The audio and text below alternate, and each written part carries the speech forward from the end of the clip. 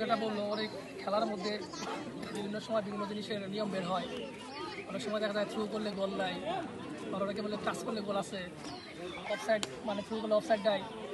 আমরা যা জানি মানে প্রচলিত নিয়ম যেগুলো আছে সেগুলো আজকে থাকবে।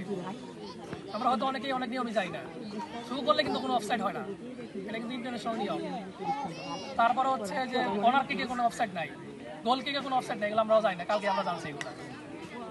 তারপরে গোল এই থ্রু করলে সরাসরি করলে গোল হবে না, এটা টাচটা করে কেউ, এটাও আমরা কালকে জানছি। ঠিক আছে, এগুলো যাই হোক, এগুলো বাতিল। আমরা গ্রামে যেভাবে খেলি ওই নিয়মে চলবে খেলা। আজকে পরবর্তীতে যদি কোনো টুর্নামেন্ট আমরা দিই সেই ক্ষেত্রে হয়তো আন্তর্জাতিক বা ফিফার নিয়মে চলবে। আজকে এই পর্যন্তই।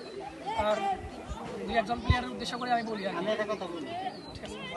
দুই একজন প্লেয়ারের উদ্দেশ্য করে বলি, খেলা চলাকালীন অবস্থায় কোনো অপ্রীতিকর যে কথাবার্তা, ঘটনা, কথাবার্তা, ব্যবহার, এগুলো যেন আমরা না দেখি।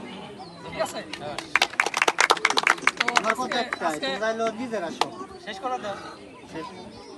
আজকে লেফারি হিসেবে গতকাল যে ছিল আরিফ, ওই থাকবে, লাইসম্যান সরি নতুন। আজকে আমরা প্লেয়ার যারা আছি বা প্লেয়ারের বাইরেও যারা আছি, তারা রেফারি এবং লাইসম্যানের সাথে জানি কোনো বাক বিতণ্ডটাই আমরা না জড়াই। ঠিক আছে, পারলে তাদেরকে আমরা সহযোগিতা করবো।